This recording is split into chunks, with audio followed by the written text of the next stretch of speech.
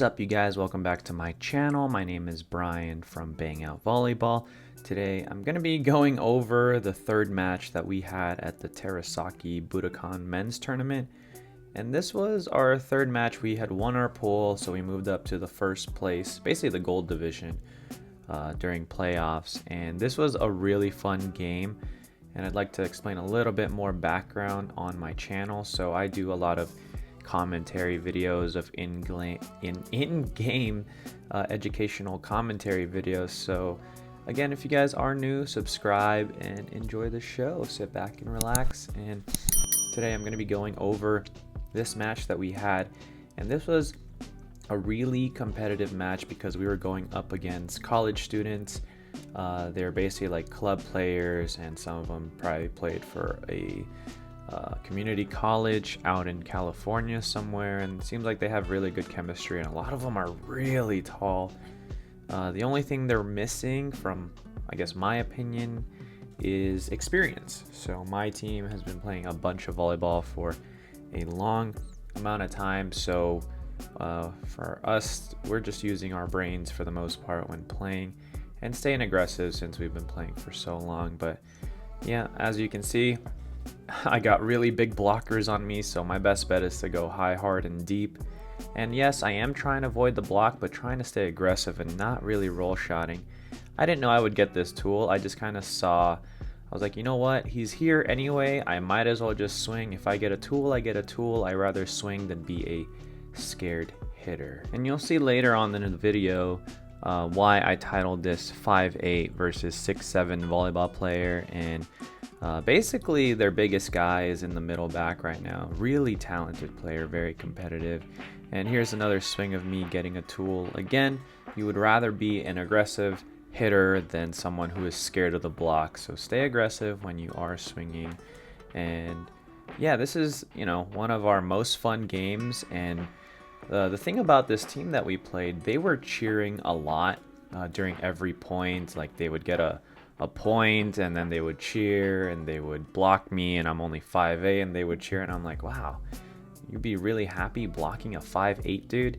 But at the end of the day, like, it's still volleyball, and my ego was kind of involved in this game, and that caused me to press on the gas pedals a little too hard in this game, which led me to start cramping up for the next video. So Brad over here with a nice line shot and managed to tool the 6'7 dude. I don't know his name, but I'm just gonna call him 6'7 dude. I'm sure he's a very nice guy.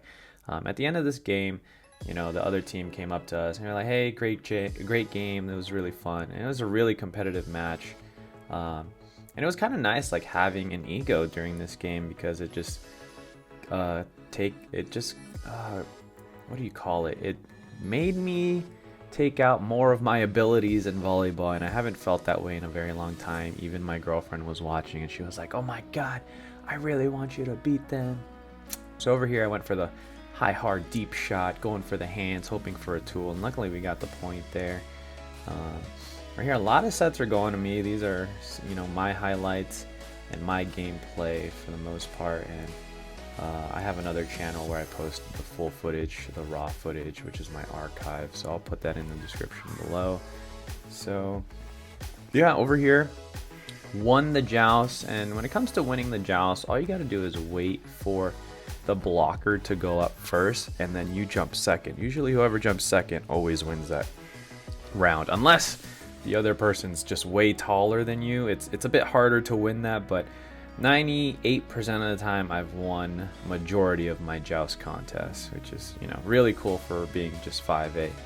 Oh, this was a nice swing by Brad. It looked like he was going to go angle, and he just turned it over to the line. Super sweet shot. Right here we got a tip from their oppo. Sets to Brad again. Brad this time with a cut shot. And it's important to have multiple shots. If you do one shot, the team's already going to cover that for the next time you swing, and maybe you want to try going angle first and then line. And then if okay, both the teams know that I have these shots, maybe I need to hit deep this time or sharp angle. So it's good to have multiple shots in order to hit at a high percentage and get more points. Right here, Brad gets a really nice block that gave us some momentum right after this. I think it was head to head with the score, but Brad got way over the net and stuff that ball straight down. So really nice block by Brad. So over here, as I'm serving, I'm trying to look for who's the weakest player, weakest passer. But if everyone is a great passer, I'm mainly going to go for the front row outside hitter. And on my view, it's this guy on the very right side. So if you're on their side, it's the guy who's left back. And I knew, and everyone in the gym knew, that I was serving him majority of the time.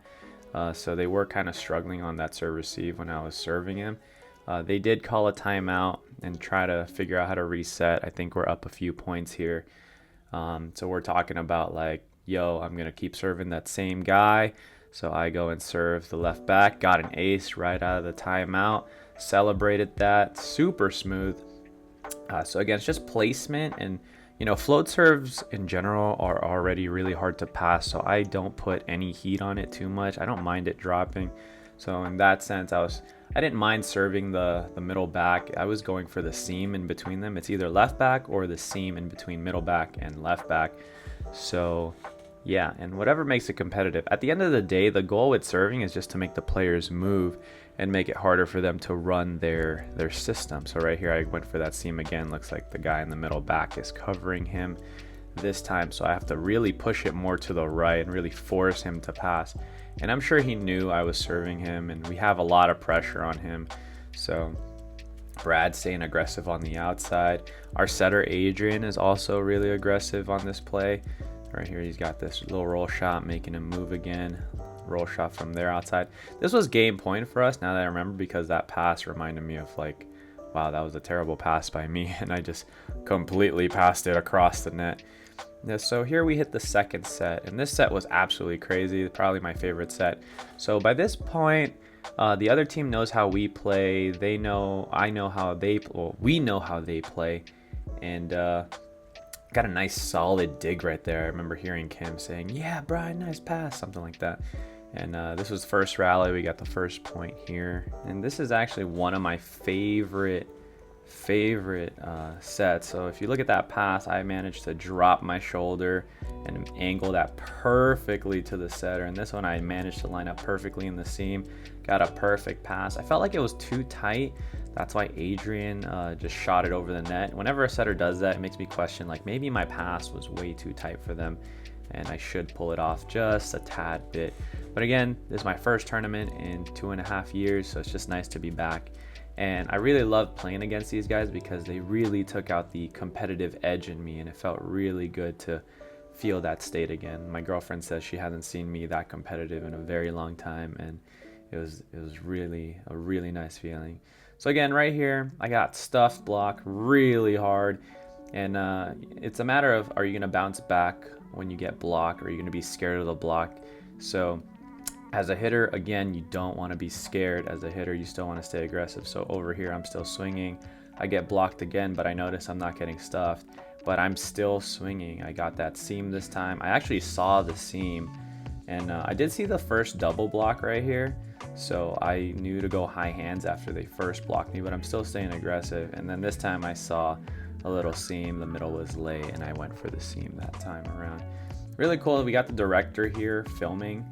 Hopefully she still has that highlight. I haven't seen it really on the Instagram page yet. So a lot of sets were going to me this day. So again, I'm still staying aggressive as a hitter. My ego was just like, you know what, I'm gonna bang out. I'm gonna go all out on this team because they keep cheering. They're getting on my nerves, but it's all fun in games. At the end of the day, it's just good competition. It was really fun. So when I got a touch on that block, that's kind of when I realized, okay, I can block this guy. I just need to time it really well.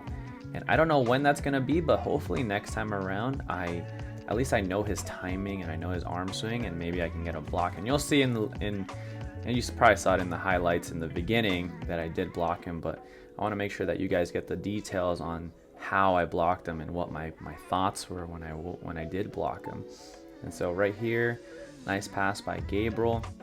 We didn't run the middles that much because of our passing. It wasn't close enough to the net in order to run it. Brad got a little spatch here. So right here, easy roll shot from their oppo. Perfect pass. Wow. Wow. I want to say I'm so good, but that's going to sound a little too cocky. But at the end of the day, it's a matter of lining up with your hitters.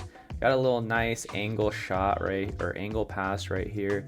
When it comes down to passing these shots that are high and deep, you got to make sure you're dropping your shoulder to get your platform facing the setter and where you want it to go.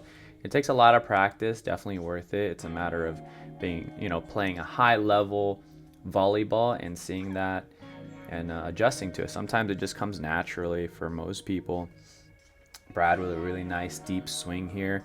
Now I'm front row again with Brad in the back row. The other thing with this team, they knew that Brad was one of our biggest hitters. So maybe they switched their lineup to focus more on him than me. So maybe that's why I was a little more open to swinging when playing against them. So right here, I was going for a go ball, but Adrian's used to setting a little bit higher than usual. So there was some hang time. I had to do a little stutter step. But again, you still full swing no matter what. And right here, got the tool. That thing launched way out. I was like, wow, I work out too much. But yeah, sorry. This is supposed to be an egoless commentary. But right here, this is when I got the block. Felt so good about this because right here, I got a touch on it. I was like, okay, if I can get a touch, he's going towards my line. I'm going to drift to the line this time and see if I can get that block. So yeah, so it really depends on the hitter too. So I personally do not like drifting, but in this case, at a higher level, if you notice that, if you're jumping straight up and someone can actually cut their angles, it's okay to drift as long as you're timing it correctly. But me personally, I don't like doing it. I'll do it here and there when I really know I can get the block, and right here he just hits over me because again, I'm still 5'8" and he's still probably like 6'7". Nice serve by their outside in the back row. I get a nice set right here. Got the accidentally hit the middle's head, and we got a touch there, so it's their point. We got tooled. It's all good. Another nice pass by Ralph here. I get another set, and this time around, I know that I'm a threat, so if I could just sell that I'm gonna hit it, people are already on their heels, and I knew the middle of the court was already open. I think while I was up right here, I also noticed, I was like, wow, everyone's so far back, so I went for the roll shot and therefore got a point. So again, it's good to have multiple shots as a hitter, especially if you're shorter. You want to be creative as a hitter, but also still be aggressive. So I'm gonna let the gameplay go by and come back in when something interesting comes in.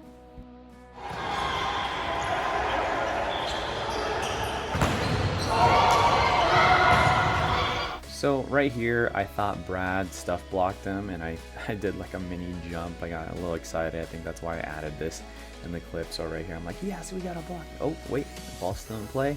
And this happens a lot in volleyball. Yeah, so you got to make sure you're staying focused until the ball actually hits the ground. A lot of younger players will keep cheering even though the ball is not dead yet. Added this clip because I got a 9. Oh, no, this was a crappy pass right here. Terrible. My arms were super sweaty. It was humid in the room. There's 2 other courts playing on the other side, so I had to wipe down my arms. You could still see me wiping my arms during this rally right now. Yeah, there we go. So now I'm just like adding a little more force with passing. I added this one because I did get the ball up from covering Brad. It's right here. Nice little lunge pass right here. Go ahead and cover Brad. And this block was really fast, so I was just like, oh, it's up. And then I guess it was too fast, and DK called the double on Bang, or I guess a lift on Bang. I thought it was going to be a double, but yeah, it happened. It was either my lift or Bang's lift. I don't know. At the end of the day, these two played 9-man, so they know more about how to call a lift than I do. But overall, I just thought the coverage on Brad was pretty spot on. I was surprised I even got that ball up because of how fast it was. Now that was a good tool right there. Nice high hands. I was like, man, with this knee pain, there's no way I'm chasing that ball. I got to save my energy for the rest of the day. We still got one more game after this. So yeah, that's, again, he didn't even have to hit it that hard. It's just as long as you hit it high hands. Looks like Brad almost hurt his fingers right there. Right here. Brad's also a really great player. He has like all the shots. Brad's very smart. He has multiple shots when it comes to hitting as well. And very talented player. We're actually going to be playing nationals in the future, so Again, if you guys want to see that commentary on that, make sure to hit that red subscribe button and like the video for the YouTube algorithm. Hopefully you guys enjoyed all these highlights and this competitive gameplay. I will see you guys in the next video. Bye bye. Have a great day.